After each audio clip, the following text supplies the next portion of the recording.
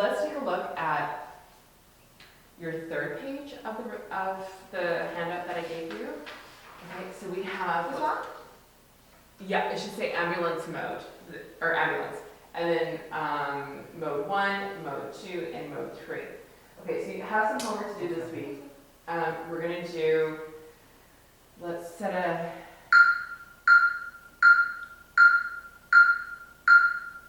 so the way that I usually recommend, the way that I recommend doing it, I think you guys are pretty good, but a lot of students really struggle with this one for some reason. They can't do it interchangeably right away, so I have them do a rest. So it'll be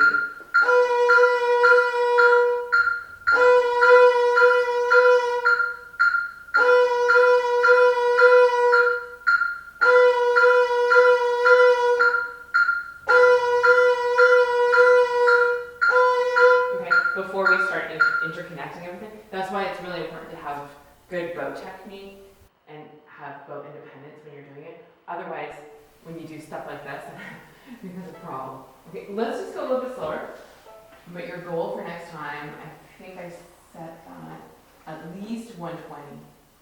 Okay, so the idea is that you, I mean, don't just settle for the minimum amount. Always aim, yeah, because otherwise you'll never get a fast vibrato, right? That's going to be too fast right now. So let's just try it. This is the 8th now. Let's try ambulance mode 1 with the 2 rest. So there's going to be rest, rest, and reset the hand and the bow. Okay? Let's just try it. First finger only. Ready? So, yeah, so we do first finger twice, and then the second finger twice, right? Ready? And rest, rest, rest, second finger.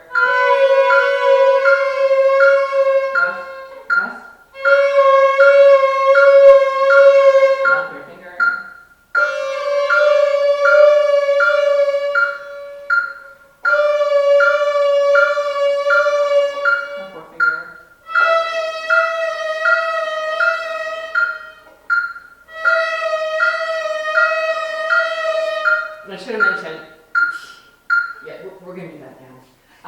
I should have mentioned, you should be practicing all these exercises on each string. Okay? Yeah, not just the A string, because we don't vibrate only on the A string, right?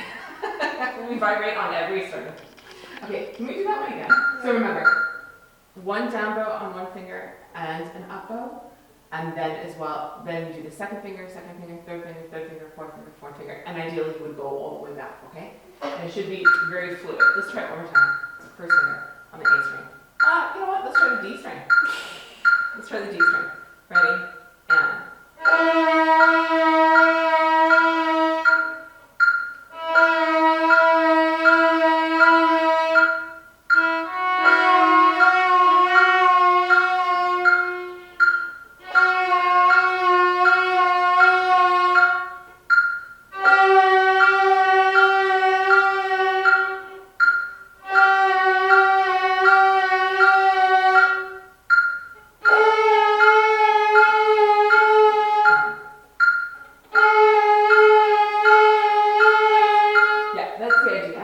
Now let's try interconnecting. So as written on this sheet, so 1 and 2 and 3 and 4 and 1 and 2 and 3 and 4 and 2 and, okay, let's try it.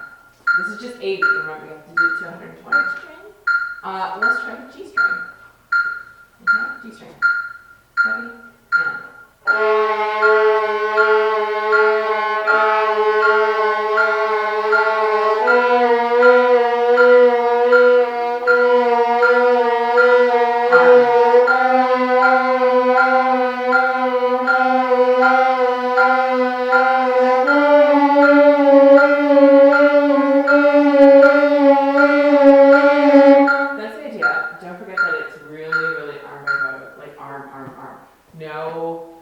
No cheating and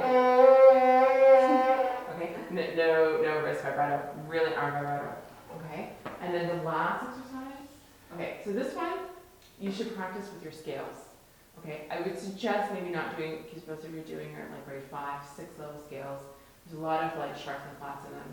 I would recommend doing it with maybe the G major scale, even in 3 octaves. Maybe start just in the first octave, just doing 1 octave. So for right now, let's just try that. Let's do.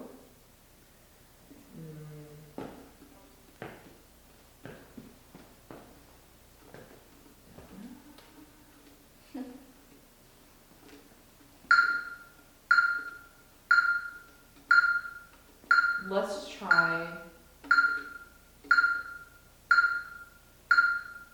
G major scale 1 octave. Okay, so for the open G we don't do anything. So it's just going to be 1 and, sorry,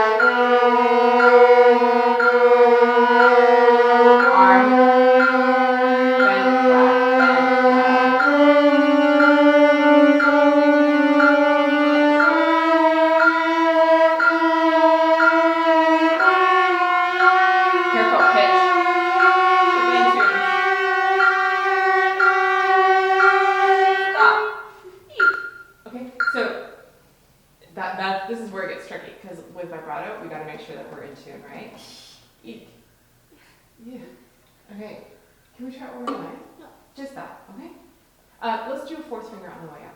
Okay, just to practice the 4th finger. Just ascending. We're going to stop there. Ready? Down.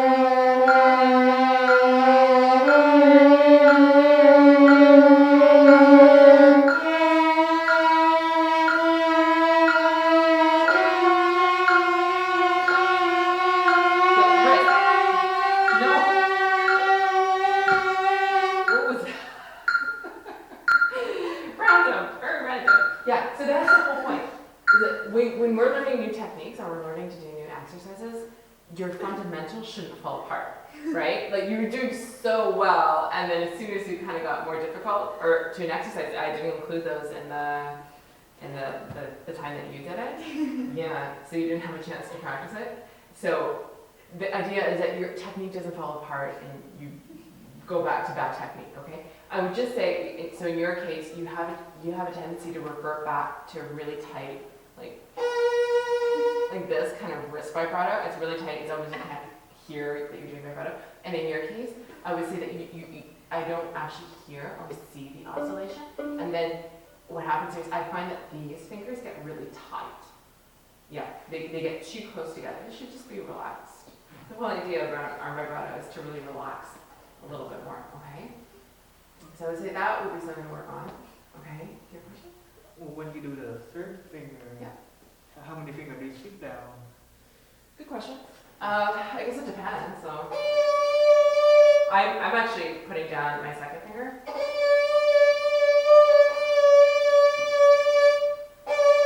But honestly, when I get into like real playing, nothing's down, right? I mean, some musicians can do with both. I can also do with both, but I don't always do with both because I think sometimes it hinders the width of my vibrato. It's also going to depend, so just keep in mind, we haven't gotten to that point yet where we're talking about different widths. So next week, what we're going to be doing is we're going to go from like this to minimizing, and then minimizing to maximizing with all the rhythms. Okay, so that one is kind of a pain, but it's really important because a lot of people don't realize that vibrato has many components to it. If you were to use the same vibrato on everything, it would be super boring. There's no harmonic tension. It's always sort of the same kind of, the line has no tension, right? It doesn't relax, it doesn't get tighter, it doesn't get more suspenseful. So the idea is that you learn the different widths and then you also learn different speeds of widths, okay? So that's why try and fix like just the fundamental parts of it. Okay, should we just try the last measure? Yeah. Yeah. Oh. I think like the second is harder like for me because it's 3 notes inside of it and this one is harder to count. You think trips are harder to count? Yeah. Okay, well let's try 16 minutes. Okay, let's try the 16 minutes. So G major scale, just ascending. Okay, ready? Just like descending. Ascending. Yeah.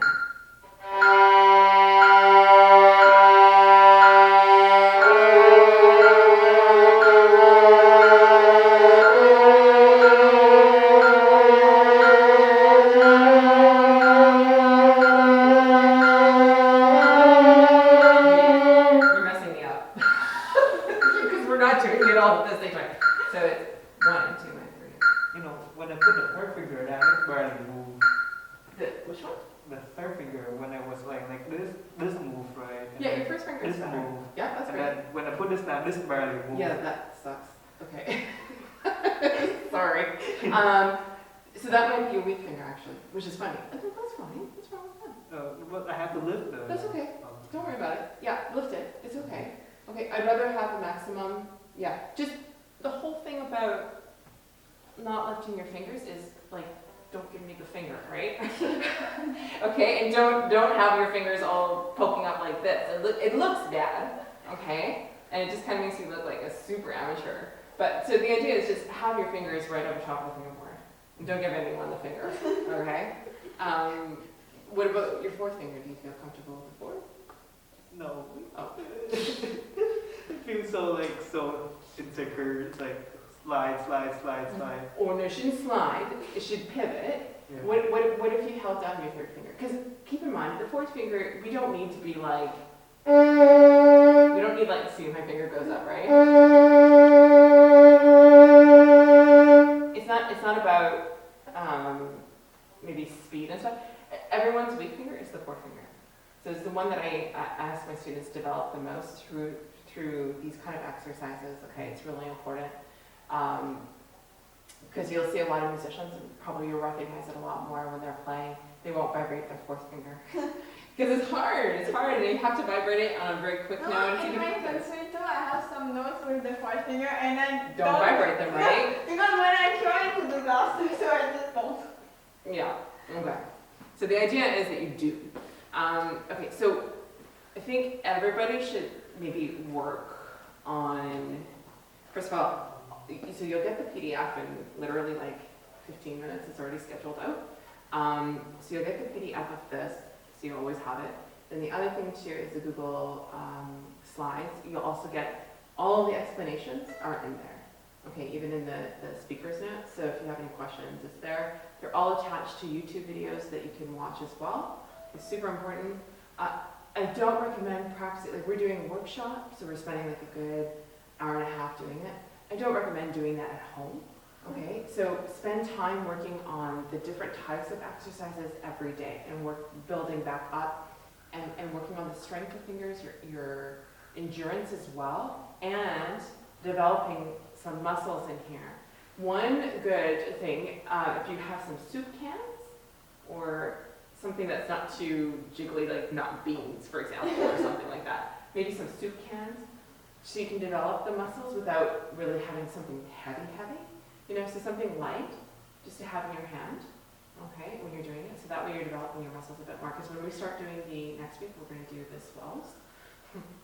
Yeah, it's a lot more involved in terms of the muscle content that you require. Do you guys have any questions? No. No? Do you want to go over anything? Because we have I think we have 15 minutes left. No, we have 10 minutes left.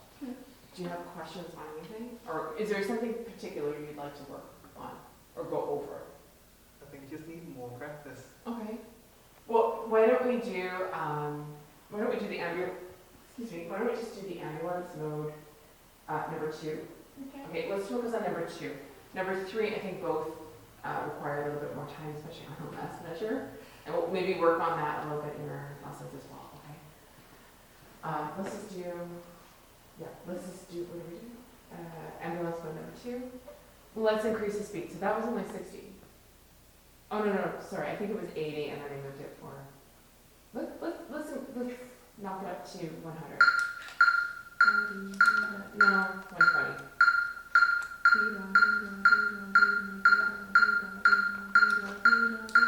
How about we do the E string? Because we haven't really done that one. Okay, and remember, all these exercises, each finger on every string, right? And then practice, maybe pick one of your scales to work on, okay? And then if you have any questions, we can cover them in your lesson. But generally speaking, I think you have this pretty good. Let's do ambulance mode number 2, 120. Ready? And. Oh, I'm sorry, E string. I'm sorry. Ready? And.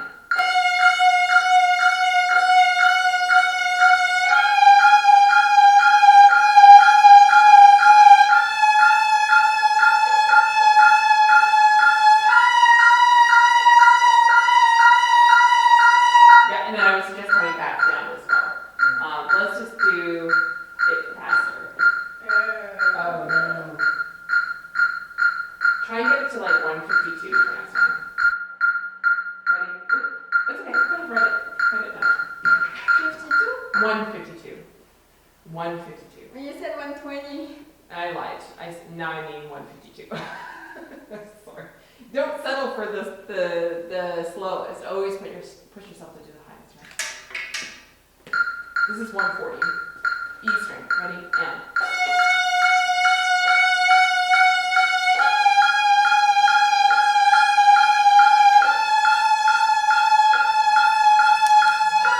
Go back down.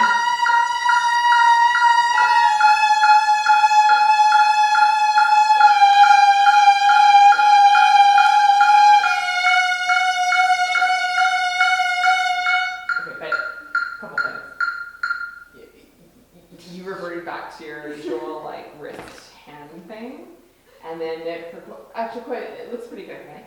You just have to get it faster. The only thing I would say is like your bow stuff is kind of falling apart. Yeah. That's why we do the one where it's like we use full bow. Because can you imagine? You have a beautiful vibrato, but your bow is like this all the time. That would be awful. Okay, so that's why we don't want to lose our bow control. So I would, in your case, maybe, especially in this ambulance mode one, I would say your bow control is a little bit. Okay, so just work on that. I think generally you've got the foundation. It's just about building speed, and just always remember, like if you're finding that you're building speed but your technique is getting off, just take it right back down to scratch and rebuild it. Don't just keep going with bad technique. Relax your hand a bit more, hey? Yeah, that looks good. Yeah, and then you try not to revert back to whatever it is that you do, okay? So yeah, you do this thing where you're like, I can't, like, it's kind of like this. I can't demonstrate it. Anyway, just remember, frame of hand. It's not about, just again, good foundation. questions? Yeah, but it's not about the vibrato. Okay. What is it? The concerto. Yeah. Just like for the Tausendgöttinnen, it was 116. Yeah. But when we did in class, like the lesson, you said 104. Yeah. So what speed do I practice? 104. Okay. Yeah. That will be your final speed. Okay. Okay. I think also it would be a good idea if both of you picked a selection of maybe a piece or something, and then for the last class it would be great, if, or even next class, if we can kind of just work on that to sort of apply it to something that you're actually doing. Not for the concert, obviously, because that's just around the corner, but I'm thinking just so you can apply it to something real, right?